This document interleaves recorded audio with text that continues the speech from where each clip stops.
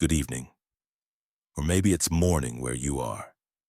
I'm your storyteller, and tonight my mission is simple: to guide you into another world, where your worries fade and sleep comes softly, without you even noticing. Before we begin this journey, don't forget to like the video, subscribe, and leave a comment telling me where you're watching from, and what time it is for you. I'd love to know. Now find a comfortable position, close your eyes if you'd like, and let me tell you a story.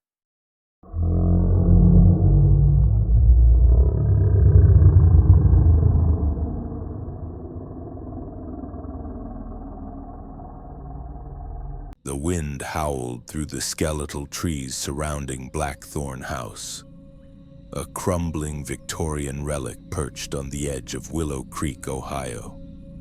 To the locals, it was a place of whispers, rumors of vanishings, of shadows that moved without owners, of screams that bled from the walls.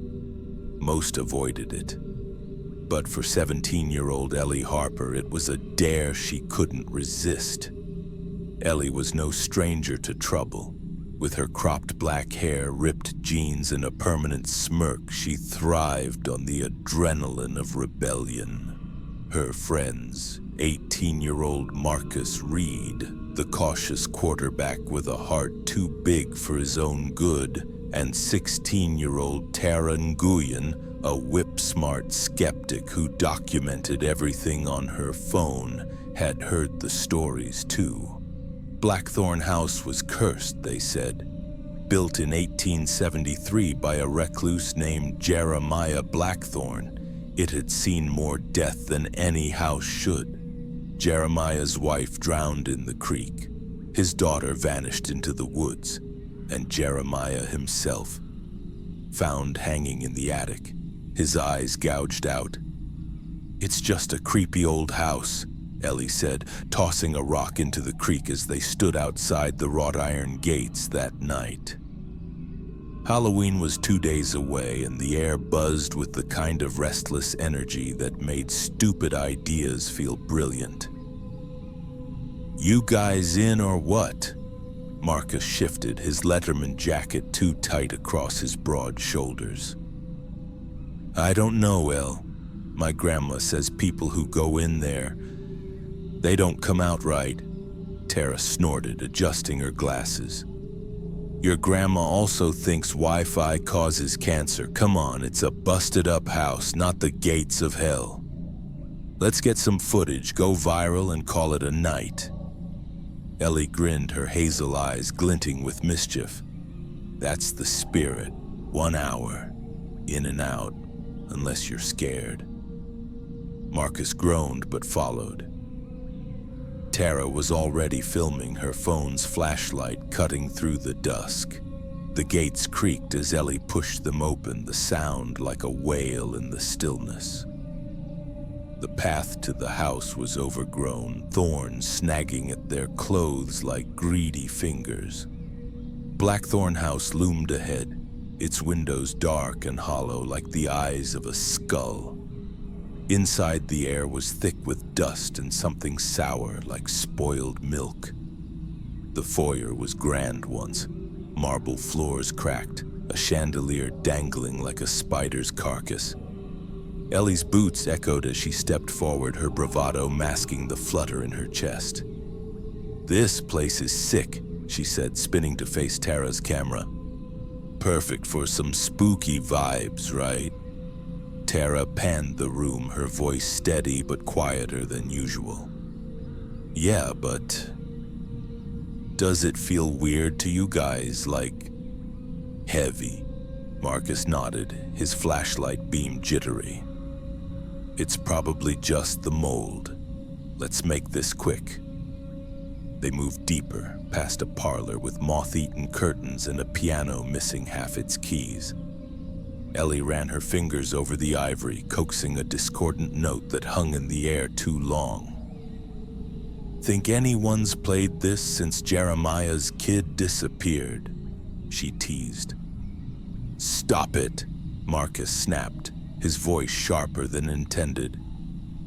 He was thinking of his little sister who'd gone missing for 3 days last year before turning up at a gas station, unharmed but shaken. Places like this hit too close. Ellie raised her hands in mock surrender. "Chill, big guy, let's check upstairs." The staircase groaned under their weight, each step a warning. The second floor was a maze of narrow halls and locked doors. Tara's flashlight caught a portrait on the wall, Jeremiah Blackthorn, his eyes painted with unsettling precision, following them as they passed. "Creepy," she muttered, zooming in. At the end of the hall, one door stood ajar. Ellie pushed it open, revealing a child's bedroom frozen in time. A small bed with a tattered quilt, a wooden dollhouse, and a music box on the nightstand. Tara's breath hitched. This must have been his daughter's room. Ellie, ever the instigator, wound the music box. A haunting melody tinkled out, slow and off-key. The air seemed to thicken, the temperature dropping fast. Marcus grabbed her arm.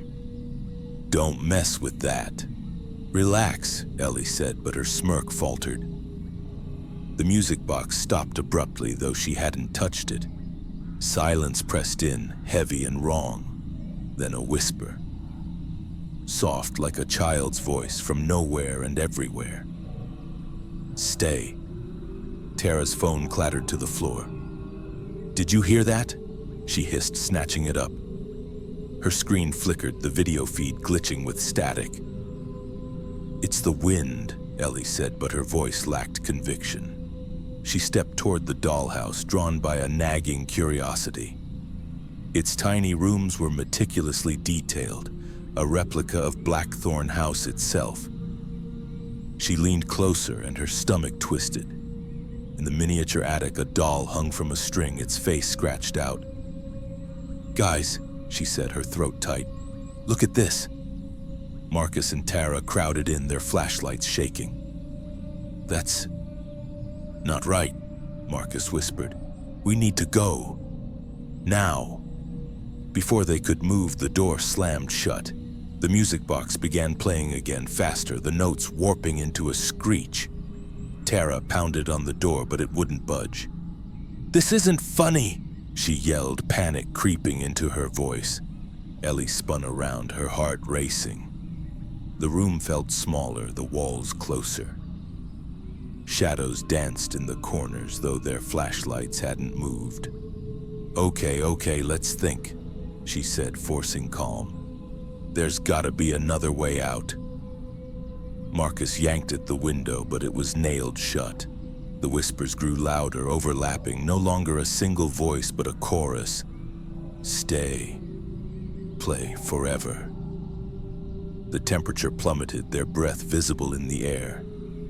Tara's phone buzzed, the screen flashing. She gasped, holding it up. The video she'd been recording was playing on its own, but it wasn't their footage. It showed the same room decades ago, lit by candlelight. A girl, maybe 10, sat on the bed, her eyes wide with fear. She clutched a doll, whispering, "Please let me go."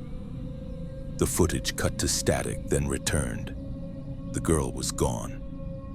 In her place, a shadow loomed, humanoid but wrong, too tall, too thin, its limbs bending at unnatural angles. It turned toward the camera, and though it had no face, Ellie felt it see her. Tara dropped the phone again, sobbing. "What the hell is that?" Marcus grabbed her, pulling her close. "We're getting out, I promise." But his voice shook, and Ellie saw the fear in his eyes, raw and unguarded. She wanted to crack a joke to break the tension, but her mouth was dry. For the first time, she felt small, out of her depth. The music box stopped. The silence was worse. Then a thud from above, another. Footsteps, slow and deliberate, in the attic. "We're not alone," Ellie whispered. Her curiosity, once a spark, was now a weight. She didn't want to know what was up there, but the door was still locked, the window sealed. The attic might have a way out. Marcus shook his head, reading her thoughts. No way. We're not going up there. We don't have a choice, Ellie said, her voice steadier than she felt. Unless you want to stay here with whatever that was. Tara wiped her eyes, picking up her phone. If we're doing this, I'm recording. If something happens, someone needs to know. They found the attic stairs behind a warped door in the hall. The air grew colder with each step, the smell of decay stronger. Ellie led the way, her flashlight beam cutting through cobwebs. The attic was vast, its rafters like the ribs of some ancient beast. In the center, a noose hung from a beam, swaying slightly, though there was no breeze. Marcus froze. That's where they found him. Jeremiah, Ellie's eyes darted to the corners where shadows seemed to pulse. Keep moving, she said, but her voice cracked. She spotted a small window at the far end, barely big enough to crawl through. There. That's our way out.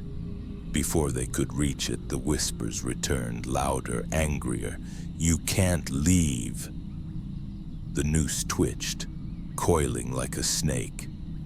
Tara screamed as her phone flew from her hand, skidding across the floor. The screen lit up, showing the shadow figure again, closer now, its limbs stretching toward them. Marcus grabbed a rusted candelabra, brandishing it like a weapon. "Stay back!" he shouted, though nothing visible stood before them. The air vibrated, a low hum that made Ellie's teeth ache. She dove for the window, clawing at the latch. It gave way with a screech, revealing a drop to the roof below. "Come on!" she yelled, but Tara was frozen, staring at her phone. The footage now showed them, Ellie, Marcus, Tara, in the attic, but from an angle none of their lights could cast. Behind them, the shadow loomed, its featureless head tilting. "Tara, move!" Ellie grabbed her arm, yanking her toward the window. Marcus swung the candelabra at nothing, his breath ragged. The hum grew into a roar and the noose snapped tight, swinging wildly. Ellie pushed Tara through the window first, then followed, scraping her palms on the shingles. Marcus was last, his jacket catching on the frame. For a moment he didn't move, his eyes wide with terror. "It's got me," he whispered. "Marcus!" Ellie lunged, grabbing his hand. She pulled with everything she had, and he tumbled onto the roof, gasping. The window slammed shut behind them, the glass cracking. They slid down the slanted roof, landing in the overgrown yard. The house loomed above, its windows glinting like eyes. Tara was shaking, clutching her phone. "It's still recording," she said, her voice hollow. The screen showed the attic, empty now except for the noose, which swung slowly as if waving goodbye. They ran, thorns tearing at their skin, not stopping until they reached the creek. Ellie's chest burned, her mind racing. She wanted to laugh it off, to call it a prank, but the weight of what they'd seen clung to her. Marcus was silent, his face pale. Tara kept checking her phone as if the footage might change. Back in town, they huddled at a diner, the neon lights too bright after the dark. Tara played the video, her hands trembling. It cut off abruptly, but not before showing one last frame. The shadow, standing in the yard where they'd landed, its head tilted toward the camera. "We can't go back," Marcus said, his voice barely audible. "Not ever." Ellie nodded, but deep down she wasn't sure. The house had let them go, but it had taken something. Her bravado, her certainty. She felt hollow, like a piece of her was still trapped in that attic, swinging with the noose. Tara uploaded the video that night, despite Marcus's protests. It went viral just as she'd wanted. Comments flooded in. Fake, amazing effects, you guys are crazy. But a few were different. Locals mostly saying things like, that's Blackthorn House.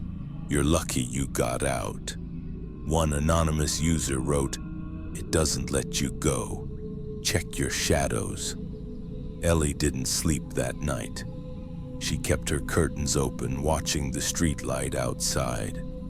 Her shadow stretched across the floor, and for a moment it seemed to move on its own, its edges too sharp, too long. She blinked, and it was gone. The next day, Tara called, her voice frantic. Ellie, the video, it's gone. The whole account's been wiped. Marcus didn't answer his phone. When Ellie went to his house, his mom said he'd been in his room all day, staring at the ceiling. He won't talk, she said, her eyes worried. What happened out there? Ellie didn't answer. She couldn't, but she felt it. The house, still watching, still waiting. Halloween came and went, and Blackthorn House stood silent, its gates locked. But sometimes, late at night, kids swore they heard whispers from the creek or saw a light flicker in the attic window. Ellie never went back. She threw out her ripped jeans, stopped sneaking out, but every so often she'd catch her reflection in a window and freeze. Her shadow wasn't always hers. And somewhere deep inside, she knew Blackthorn House wasn't done with her. It never would be.